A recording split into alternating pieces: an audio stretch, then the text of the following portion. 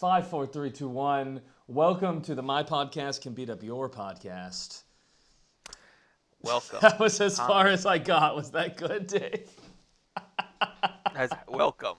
All right. Look, want me to do it, or do you want to just be the Oh, leader? we're keeping all of this. Go for it. Yeah. Give us an we're intro. keeping all this. Okay. Welcome to our podcast, because it's group effort. It's not mine. It's not yours. It's our podcast can. Yeah. We're teamwork here. We're gonna team up on whoever the host is. Let's be clear. Yeah. Our podcast can beat up your podcast.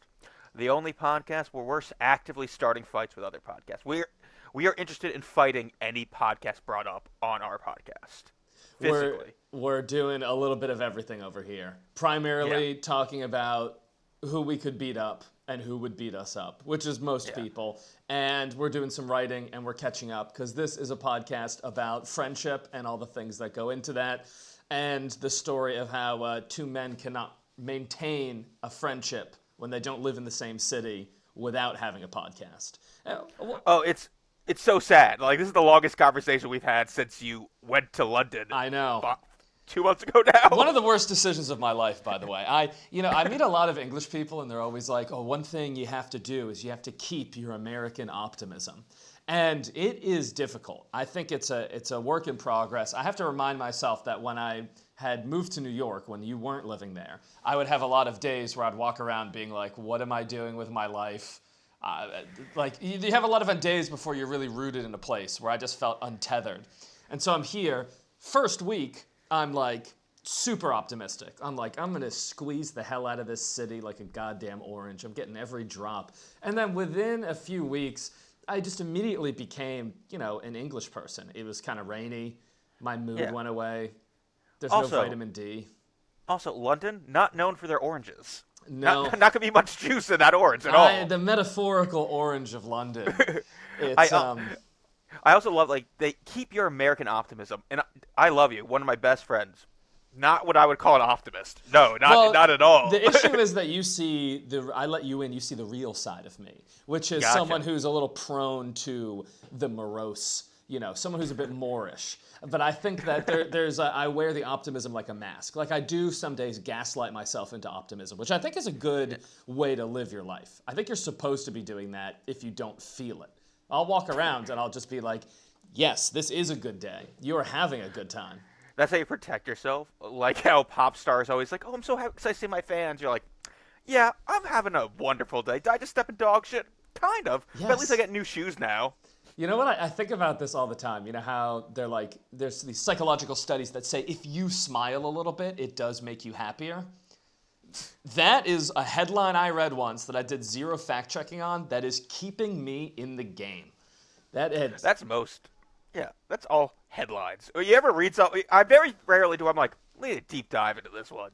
I'm like, I get the gist. Like, if there's some things I'm interested in, I'll deep dive. For the most part, sure, I'll take your word for it. I'm aspirationally. Or that's clearly a lie. Yeah, I'm aspirationally trying to be more of an academic, but there's a lot of headlines I'm like, we don't need to go further on this. So I don't want to know the truth behind the smiling thing, because I'm out here, I'm having a mediocre day, and I'm smiling and telling myself it's amazing.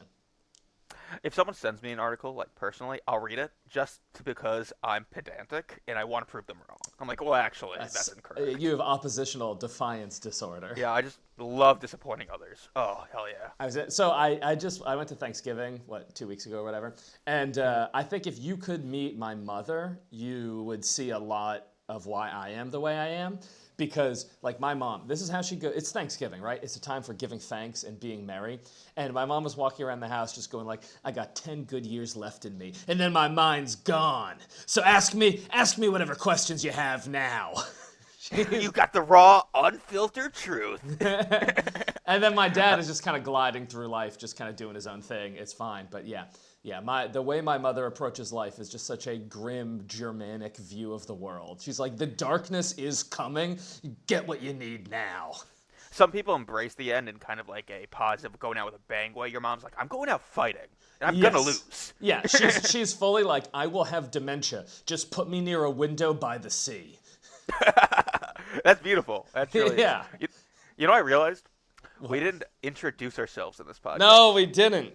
My name's Dave McDonald. I've tried a lot of things. I've failed on many, but God damn it, we are here trying because of the indomitable human will. Amazing. My name's David Lonstein, or Davo. I'm also a failure in many things.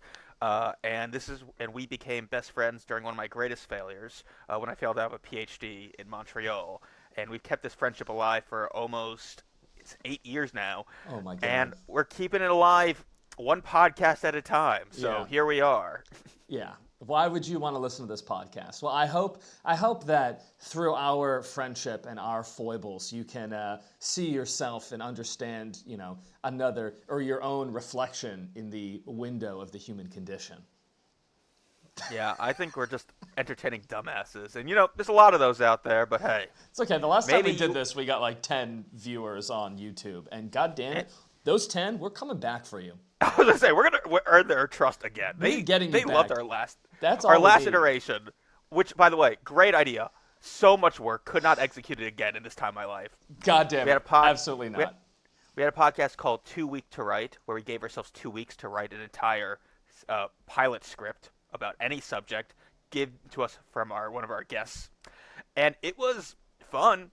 Also, the most exhausting shit I've ever done in my life. So exhausting. There were so many times we'd have a prompt. It would be 2 days before the podcast, and I would be out in between open mics getting a drink at a bar, an extremely loud bar, and I'm sitting with a notebook sketching out some of the dumbest dog shit that has ever been put on page. And I remember reading it. I'm like, this is art. This is beautiful. This is. Well, we had Here's fun. the thing. Did I ever tell you I went back through all those scripts and I tightened them up and made them all 20 plus pages a year later? I still think that there was one that I'm like, I think I could make that into a short film. And Yeah, I think some of them maybe this year, this podcast is about holding your friends accountable to their dreams. So Yeah. maybe this year that happens. Yeah, this podcast brought to you by our other friend, the producer. We're just gonna call him producer, not give him a name. Don't give him the credit. Yeah. Who decided he's gonna motivate us to succeed more in life by being emotionally abusive to us, because he thinks that's what producers do. No, but I think it's not a producer per se, but I think having someone who's like, okay, tell me the things that you're accomplishing, and I'm going to make you commit to hard dates on accomplishing those things. I think that is useful, and we could talk about that in this podcast to keep ourselves even more accountable. But I Yeah. think that is useful. Because Also, yeah. And the plan for this podcast is, obviously we're going to fight other podcasts. That's the end goal. We're going to That's the physically ultimate fight goal. until we climb up to the end boss, which will be us kicking Joe Rogan in the octagon. Absolutely. But- This podcast will be number one. When this podcast is number one, we will fight Joe Rogan. Yeah, in the octagon. That is our plan. I do think we probably get 2-on-1. I think that's fair because neither of I us think have that's trained. 100% fair. We are Neither of us not have prepared trained. for a fight. I would like to come out into the octagon in a trench coat, though, so we just look like one pretty tall guy. And then We're just standing at a bold 11 feet tall, like you. I'm holding you on my shoulders because I have thicker thighs. I can support us. That's fair. And I got you up there, and you take off your glasses up there, and you're like, "Let's go, Joe." Let's fucking go, Joe. I love that. Yeah. That is so the we're goal gonna of do this that. podcast. We're going to fight other podcasts, but also we're to keep us creative every podcast, but we're both going to write a quick sketch or something, and we're going to read it on here, and we're going to critique each other's work, and it'll be a good time. And and I did want to say, to go back to something that you had said about if trying and failing at things. I was thinking about this, how okay, so I've moved to a new city and I'm doing stand-up. And stand-up I love more than so many other things on this earth. But I'm in a new city that I didn't have connections in, so I'm starting over, essentially, right? You have to redo all the networking bullshit, all the meeting people. And I was just thinking how greedy it is of me to have, at the point I'm at in life where I'm on shows with comics who are 22. And they're like, stand-up is my dream. And I'm like, stand-up's my third dream. And how many... And it's my number one dream now. Yeah. But how greedy am I to have tried 2 other dreams and have them failed and still go, actually, I'm a man in his 30s. I'm allowed to dream again, and I'm coming back. Because I love that. I love how you have guilt about having dreams. You're just that, when your mom was like, children are starving in Africa. You better finish your plate of food. You're like, children in Africa don't have dreams. Here I am finishing my third one. Oh, yes, absolutely. I'm like... because my parents always told me like you need to have a good day job to fall back on it, and so I've already tried two dreams. Like I tried to be a musician, and I would say I'd like to say moderately successful. Okay, there was a point in time where on Spotify, instead of saying less than 1,000 listeners or less than 1,000 plays, it gave an actual number. So we broke some amount of barriers. But then, like any venture, as you get older, it's harder to corral people once you get towards 30. And then the basis is like, I'm going to go to grad school. And it all falls apart from there. Yeah, that's why you got to fail out like me. That way you keep your dream alive. And then, yeah, absolutely. I just was like, the second dream I had, when the band was falling apart, this friend of mine approached me and he was like, would you like to help run my startup? And I had no business running any type of business at all. And the startup was a silent disco dance company, which you might say now, in the year of our Lord 2025, was doomed to failure. But you have to understand, in 2014, it seemed promising. It seemed like people wanted technology to help run silent disco. Can I be honest about that idea? That seems like such an idea that it can be so easily set up on your own. You don't need a company for that. You just need one DJ. Yeah, now. Now, but back then we were like, what if we created software that let anyone with iPhones and headphones all create a peer-to-peer music network and dance together? And now, like, Spotify has that built in. You can start a listening session with other people. Yeah. But we didn't have that. We were building that. And you would say, how did that make money? And I would say it never did. You have to have one rich friend who likes DJ music, and he will finance 6 months of your life. And then when that falls apart, you can live with them for another 6 months. So the secret to succeeding in your dreams is finding a rich DJ friend. That is how the world works, Dave. Yeah. That's absolutely how the world unfortunately, works. I don't have any rich DJ friends. I have rich fascist friends. And, friends is a strong word to use there. That's all. I call them acquaintances. Why are we not using the rich fascist friends for the podcast? Because I have moral integrity. As little as it exists, there's some. No. This is where I have to pull you back. Okay. I don't think this podcast is about having moral integrity. It's right. It's about fighting other podcasts. You're so right. After this podcast, I'm going to go online. I'm going to message my connection to the Babylon Bee, and buddy, we're going to get sponsored by them today. David, it's not just a fascist friend. It's a fascist friend who works in media and publishing? Yeah. You're killing me. You don't know how to work your network, and I think that is why you're not successful. All right. Now, we're going to go through my litany of connections that I don't use because I think they're insane. I don't think they're actually useful. No, we don't have to do that. Okay. But I had an experience last night that I think you would hate. Oh, and probably most experiences. I honestly hated it as well, but I'm still processing the new reality we all live in. So you're obviously we're an AI skeptic podcast. I think Dave here. Yeah. I keep calling you Dave, which I've never called you before in my life. Yeah, everyone who's called me Dave has left my life, so I do hate it. Dave-O here is enough of an AI skeptic. I don't think you've used it at all. I've used it specifically for my job because I don't care what happens to my company. Okay, that's fair. I think I would say the same. Okay. I would say the same. Except for legal purposes, I would say that I care about the company very much. And that this so is funny a satire podcast. Like, podcast. David, you don't really care about it. We're satirical, guys. It's a satire We're going to fight other podcasts, but everything else is satire. I do want to fight every other podcast, though, physically. We're going to get through all of them. But I was on a comedy show last night, and so the host was queuing up all this music in between the acts. And I started listening to the lyrics of the music, and I'm like, this is an oddly specific, 2010 post-punk song.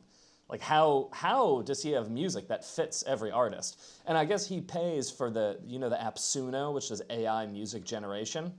And so while the comic is talking on stage, he is typing in keywords of their set and generating a song based off of it. And then their walk-off music is like this one guy was talking about, I don't know, whatever premise, talking about being an Indian guy who wanted to be Spider-Man when he was growing up. So the music interstitial after him was all about Indian Spider-Man in the style of like Blink-182. And it felt, I don't know how to feel about it. Because on one hand, I get why that's fun.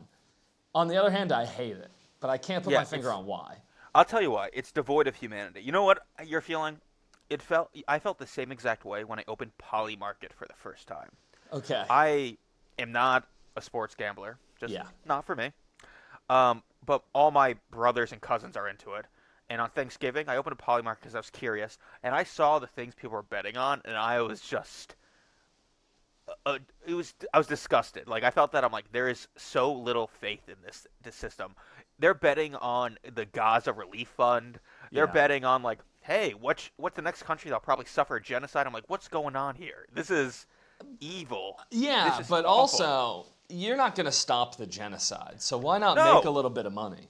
That's their logic, and I think that's why it's devoid of humanity. Yeah. It's literally pure profit, no empathy, and that's why we'll never succeed. Because we're empaths, a couple of empaths trying to fight other podcasts. Speak for yourself. I bet on Sudan, and I'm a rich man. I'm always, dude. Sudan has it's they have it. Are you saying they have it coming? Because I personally don't know enough about the Sudanese to say anything. I know there's a deep war going on. I do not know if it has risen to the level of genocide, yes or no. But I know which way I put my money. You know, I'm so happy I have so many friends who are so heavily invested in international geopolitics because I'm not.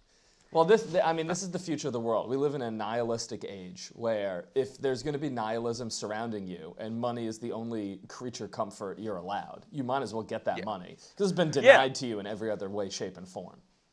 Exactly, and that seems to be the everyone we know who has succeeded has that mindset, that grind set. And yeah, you it think worked for them. Rockefeller was a good guy?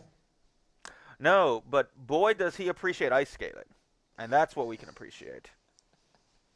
Is that just because of the ice skating rink at Rockefeller Plaza? One Rockefeller in history appreciated ice skating. That's all I know, and I think that's all I need to appreciate. my favorite anecdote that I remember, and don't fact check this, is that here's why the old Gilded Age billionaires were better than what we have now, is that a few of them would have these reckonings where people were like, you need to build up your public image. So there's a photo of Rockefeller like visiting New York, and there's a whole crowd around him, and he's just throwing dimes at all the children, and they're just running and jumping on the dimes on the street. And like Elon Musk has never thrown money at the feet of poor children. You could never imagine that. He has thrown rocks and sticks. Like, you're like, also, your brain chemistry does change when you get that level of wealth, right? Like, you no longer see humans as humans. I will say, did Rockefeller ever do a public sig hail? No, probably. Actually, I don't know. It was around that time. We don't know. If they had webcams back then, he would have had a bad take. Notoriously not Jewish Rockefeller, so we're not sure. It's unclear. Probably we can say not a fan. We can confirm Walt Disney probably did. Probably. You don't get through knowing Walt without throwing a few sig hails around. Speaking of AI, did you hear about Disney and Sora AI collaboration? I saw that they cut a deal with a few AI companies and gave all their characters like whatever license rights over to these companies, like ChatGPT as well. Yeah, so Disney being the litigious company they are, I'm like, so now you're allowing finally pornograph of your characters? For years we've been trying, and now it's allowed? Well, I think it's the quest to build the infinite AI slop machine.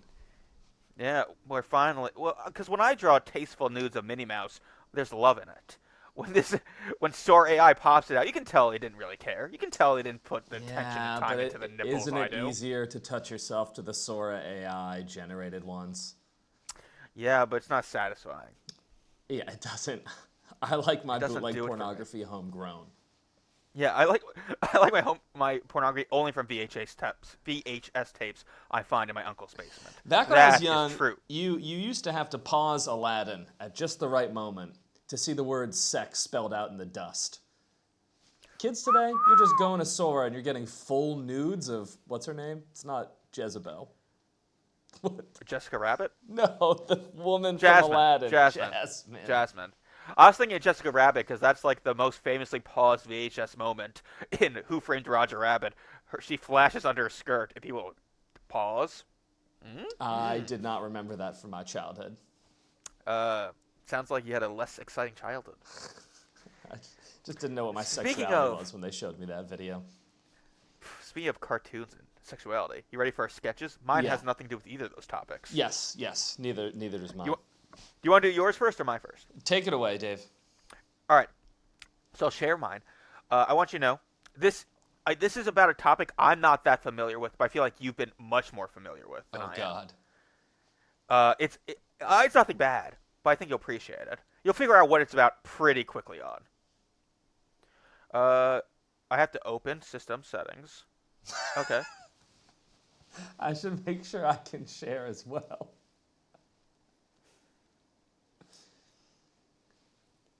Okay, it's currently breaking. We're doing good. Yeah, this rocks. We could have tested this at the start, but we did not. Yeah. Okay. Let me just do this. I might have to quit and reopen, but let's see if it works first before I do that. Yep. One more time. Let me see if I can share meanwhile. Let's see. Did that work? All right, I should be able to work. Did mine work? Hey, mine worked. Yours worked. Mine works too. Great. How's it look? Ah, it looks great. Look at us. We're cutting out that whole section. It's a hard cut. We're keeping it in. We're This keeping is no! a zero edit podcast. The entertainment value has lowered. All right. I like how my camera's no longer on because of that. I don't know why that is. Your camera's on. I can see you. Oh, it's not on for me. That's funny. All right. So you'll figure out what it's on pretty good. There's about 5 characters. Most of them have 2 lines, so it's not a big deal. I'll be Crunk. The narrator, and Bong. You be Flug and Ding. Okay, I'll be Flug and Ding. Actually, I'm sorry. I take that. You be Bong and Ding. I'll be Flug, the narrator. Bong and Crunk. and Ding. Also, okay. You also be the last character, who's going to be so different from the others, it'll be clear who he is. Gotcha. So All Bong and Ding. Yeah. Great. I love the names. Yeah. Megalodon Cave. Interior cave, Paleolithic era.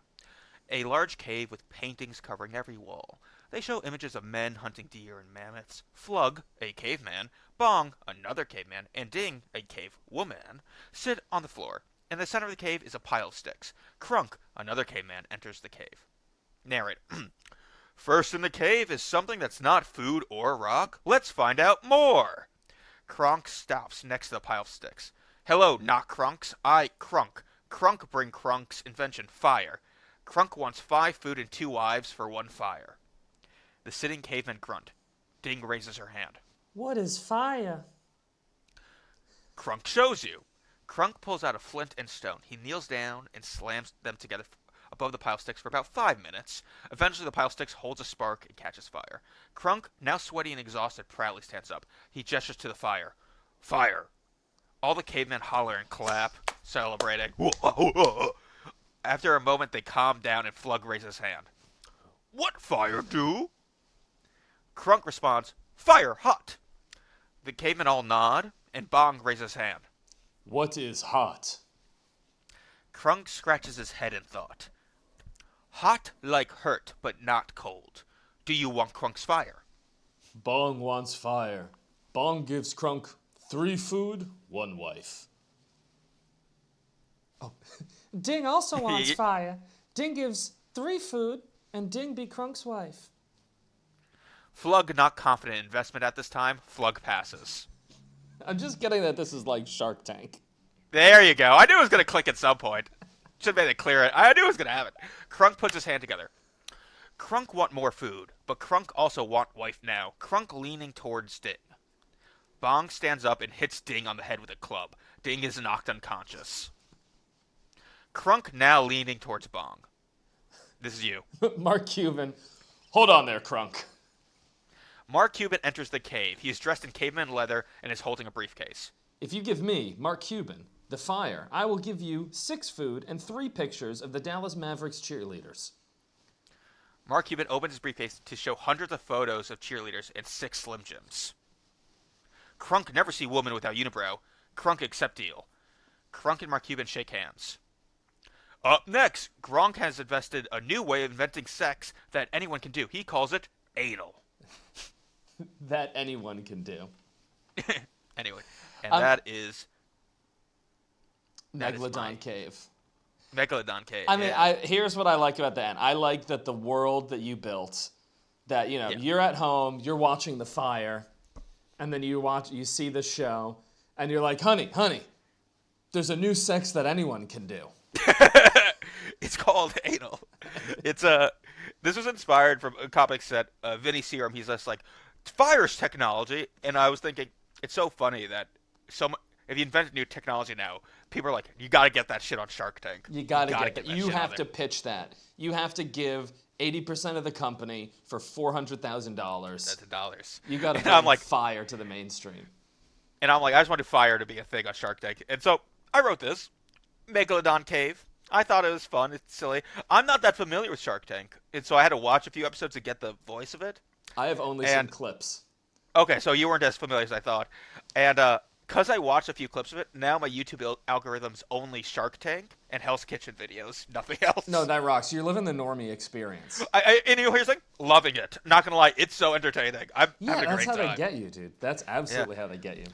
Did you watch Hell's Kitchen Season 6 with Dave, the one-armed bandit? I haven't seen any of it. I'm the worst person to ask about stuff because I don't have cable and I don't keep up well with things. Like the other night, I was like, I should watch a movie, so I watched Barry fucking Lyndon. Nobody's talking about that. I love the guy who's trying to host a successful podcast. Not up to date in cultural references. Not really at sure all. what's going on. This podcast is not for people with their finger on the pulse. This podcast is for people that have bought The Economist at the airport because they thought it's what smart people read and who are desperately trying to stay relevant amid a world that doesn't reflect who they are. And it's also for people who truly want to beat up other podcast hosts. It's like that Venn diagram, that small overlap of The Economist and unrealized violence. Bam, that's our core audience. If you want to help us get in a cage match with Joe Rogan, this podcast is for you. Yeah. This is what we have. Okay. Yeah. So that was my sketch. Any thoughts? What type of feedback am I supposed to give? Any feedback you want, really. Did you like it? Would you change anything? I saw it.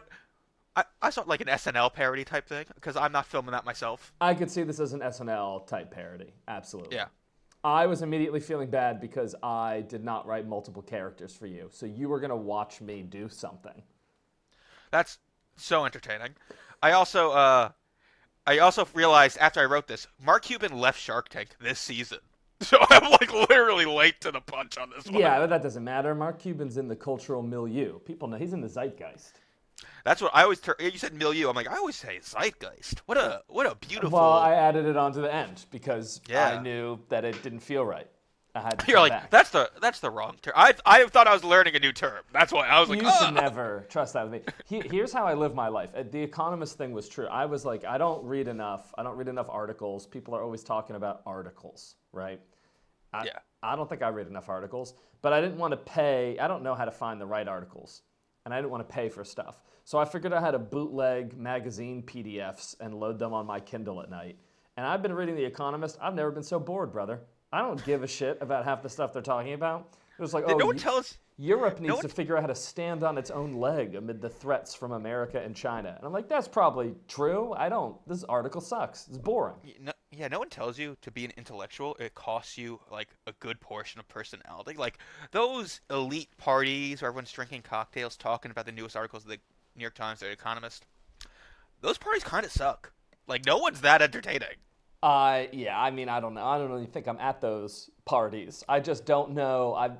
I hit a point where I'm like, I need to read more, but it's been a long time since I was in college kind of cultivating the art of reading and taste, and I had no idea where to start. So I started with magazines that people get at the airport.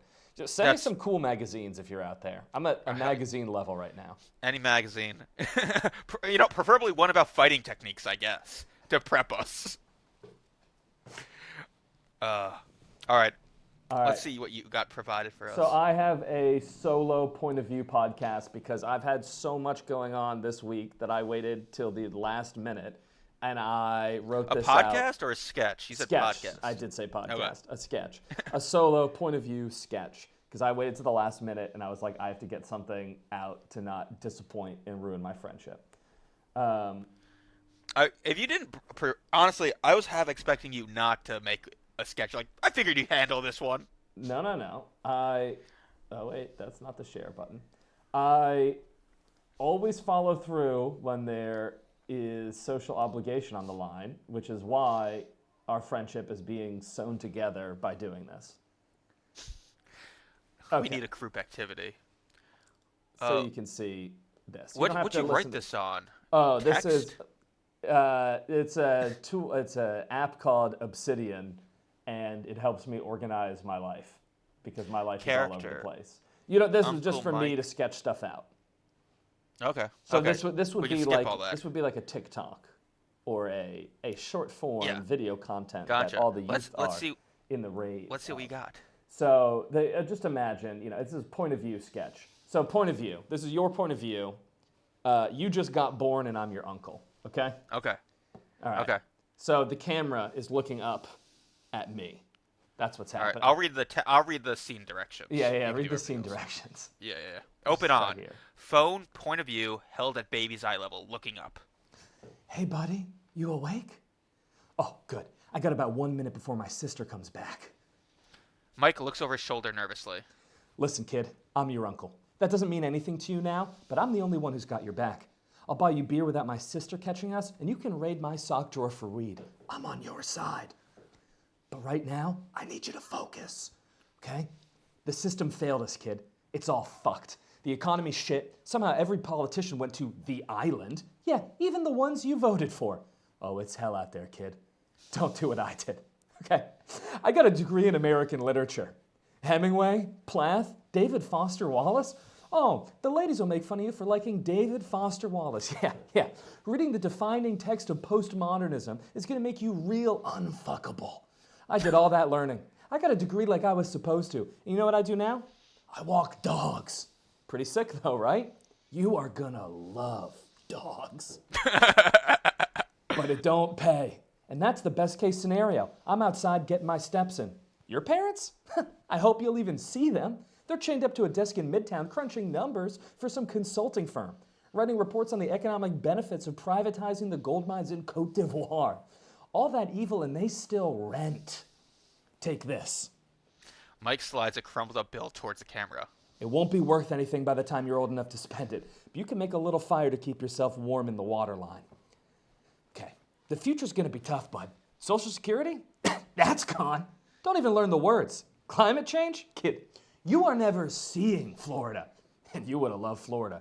So many titties. You gotta fix this, kid.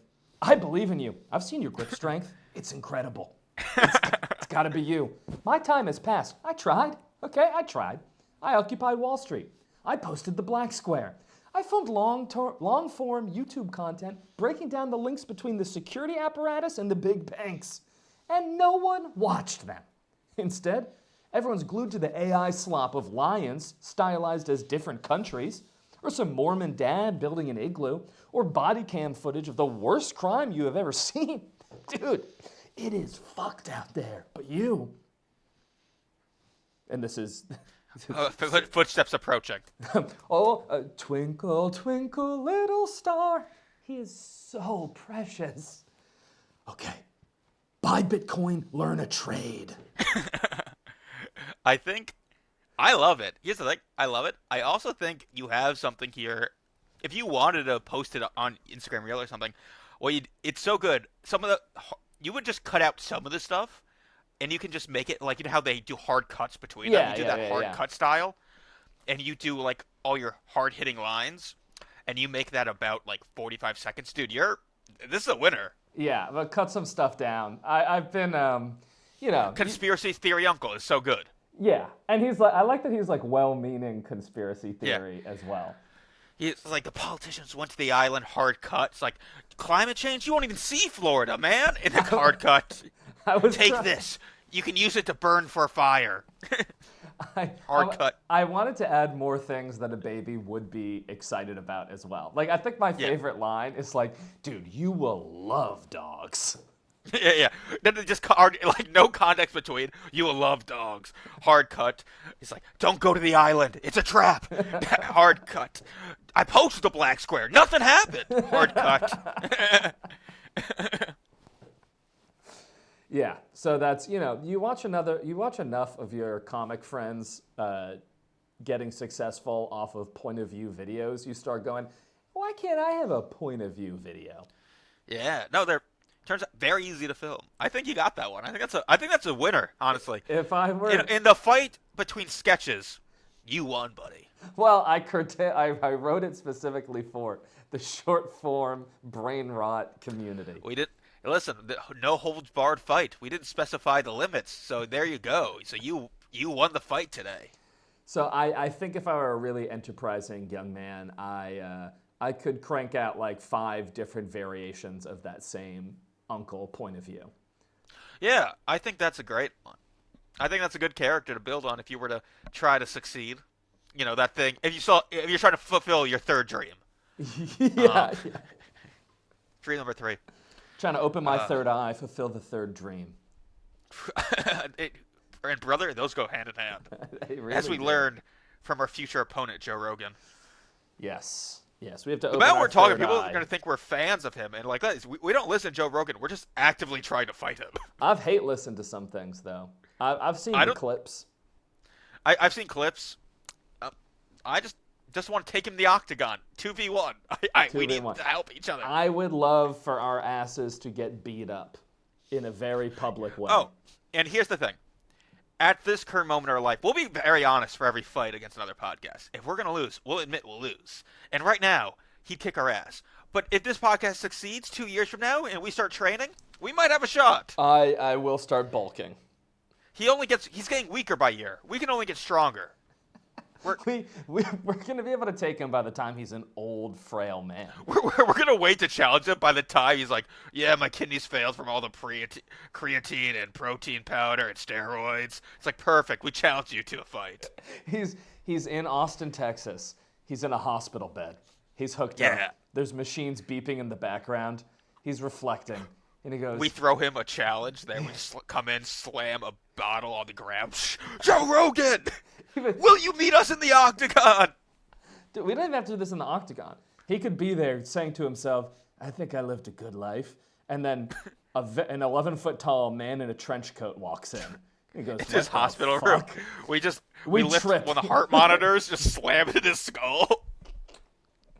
The single Jamaican nurse immediately throws fists and beats the shit out of us. Yes, you'll win. Absolutely, but hey, she'll win. Yeah. Oh God. All right. So I guess we should figure out who we're fighting this podcast. Okay, yeah. So our ultimate goal is to take down the right-wing podcast network by defeating Joe Rogan in physical combat.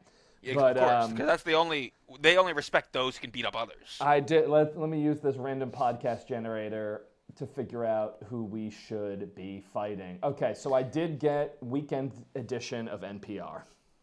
Okay, so all right, without knowing who the hosts are, I'm gonna say I think we have a chance. You know, I think we have a chance, but I think we're gonna get humbled in embarrassing ways. I think this is one of those things. You know, like they obviously out shitlib us by a factor of 10 for sure. Like we may say some shitlibby things, but we're talking about king of the shitlibs over here. And I use that term shitlibs because I see people using that term online, and I'm trying to seem cool and relevant. Okay, I don't so really know the details. I have a pertinent question. Is it the Saturday edition or Sunday edition? Well, who do we have a better shot? It's a different host depending on the day, and I think it matters a lot. Okay, let's say Sunday edition. We are gonna lose. Shit. Her name is Aisha Rasco. She is a 40-year-old journalist who, was a White House correspondent, and I think she can kick our ass. I think she would fucking stomp us. The other one, yeah, she looks pretty tough. The Saturday one, his name was Scott Simon, 73-year-old white guy, who wrote a book called Swing Time for Hitler. I'll be honest, I can take a 73-year-old. I don't care who you are. If you're 73 years old, I will take you from the knees down. I think Aisha's got us, okay? Aisha's got us. Yeah, Aisha easy. fully... This is how it goes. We'll be like, Aisha, I challenge you to a fight. And she'll go, I'm not fucking around with this. And she'll just beat us to death with the microphone she's interviewing a real person with. Yeah, she's worked in the she's White just House. She's seen some shit. Yeah. Although I assume she She's worked seen some under shit. Biden, so... Do you think we could take Biden? Listen, plenty of time to train. Not much is happening underneath Sleepy Joe. So she's spent that time getting powerful, training up. True. And What's the other guy's name? I'm Scott Simon. You know what? I do think we have a better chance, but I think guys like this surprise you. Are you familiar with old man strength? I know Old Man Strength. It doesn't apply to joints. That's the thing. Aim for the knees every time. If that's not him, I gotcha. But boy, could we! That guy would kick our ass. I don't know who this is, but it is not the same man. Oh, he's dead. We might have a shot. We have a shot, baby. He's only been dead a year, though, so he's still intact. Wins by defaults, still a win. We'll take what we can get. All right, so if we're losing Taisha, we're 0-1 in our podcast. Yeah, we're 0-1 for sure. We lose. I mean, she beats us to death easy with just a simple microphone. She's also, let's face it, she's a black lady. She's had to put up with a lot in the world. I think she's had a lot more experience taking shit. Just purely on a life experience level, even with ours combined, she still probably has defeated us. No, we're white guys from the woods. And when I say the woods, I don't mean like the hardy American Western woods. No. The well-cultivated, explored East Coast woods. The woods that they farmed and then let grow back into trees just because they didn't have anything to do. It's kind of nice, yeah. Yeah. Well, let's make this more pleasant. All right, so it's kind of sad. Our first fight's against NPR, and we lose in the podcast. I hate to break it to you, David. I really fully believe we will lose the vast majority until we find another bunch of cuck idiots out there. And then we might just have to roll the dice at that point. Imagine I just start training solely for this bit, where I'm like, all right, so I squatted 120 pounds yesterday, so I'm pretty sure I've increased my capacity for combat. I mean, if you get yoked, first of all, this podcast would have directly benefited at least one person in the world, you. I'll join a gym today and just keep going to the gym as long as this podcast exists. Yeah, we have to win one of these fights. See, I'm okay with losing some of these fights because that's actually my fetish. Yeah. Oh, I didn't know this was a sexual thing for you. No, I wouldn't have agreed. Have you heard about non-sexual fetishes? First time. I think I get the gist of it. Yeah. It brings you pleasure, but you don't orgasm. Exactly. Okay, yeah. And it's really about remembering later. It's about being on my deathbed thinking back on all the pleasure I had getting my ass kicked. Yeah, when Aisha was curb stomping you, you're like, great times. You have that Dewey Cox moment, remembering your entire life right before you die. Well, I've spent my entire life switching between different factions of the left political sphere, so I really like losing and getting my ass kicked. Of course, yeah. Not once have you backed a winner, because you're... Oh. And you know what? That's maybe a good thing you're not on Polymarket. I will say I had hope and change for about a year, but I wasn't old enough to vote for Obama. So that's not on me. And you know what? It's not your fault. Congrats. Age, not your fault. We can all agree on that. I do remember just one of the defining... This is why young people don't have wisdom. Because I remember being 16 years old and Obama became president, or I don't know what age I was, but I was a teenager, Obama became president, and I remember looking at the window of a car I was in and being like, it's really cool how in my life, everything's just going to get better. You know what just occurred to me? Genuine belief I had about the teleological progress of history. That's so funny. That's insane that you caused the opposite. Do you think that thought brought about the end times? I mean, yeah, as a good Catholic hypochondriac, I do think that I butterfly affected us to this point. You jinxed us. A thought did occur to me right now, and it's very funny. I'm pretty sure Obama hosts a podcast. Oh, he definitely does.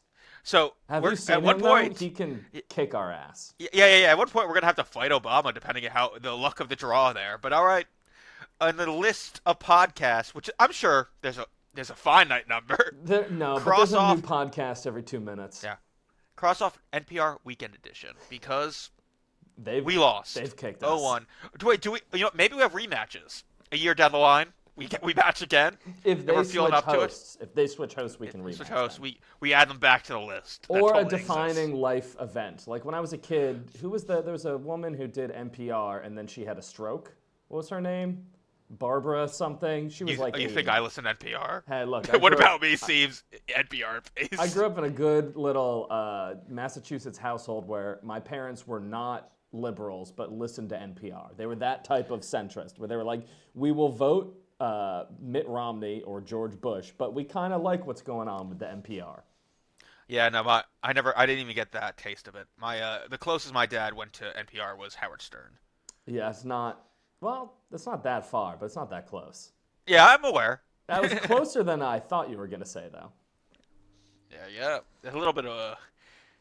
It's not anymore. Now it's solely Mark Levin and and the right wing. I don't even know machine. who those are, and I feel like I am grateful for that.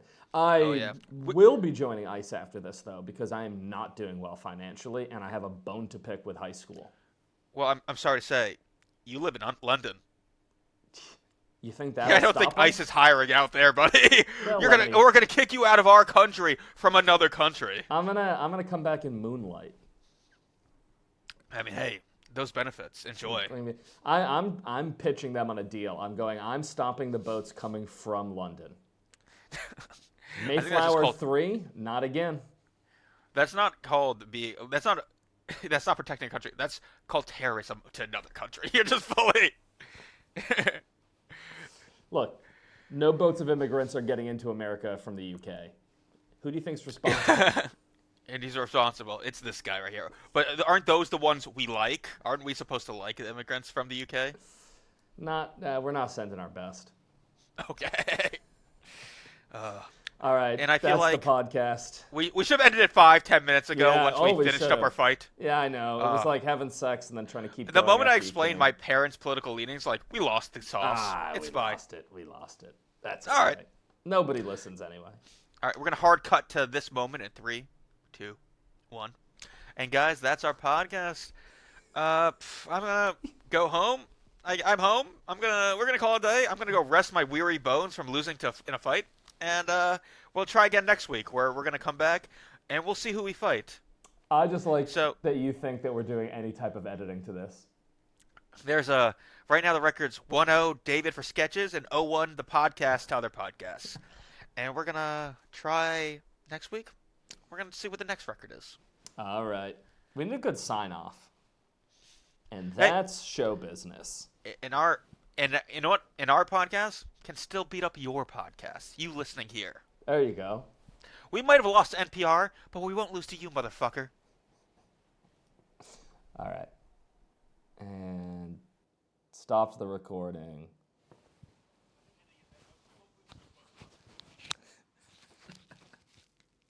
I love it. I hope my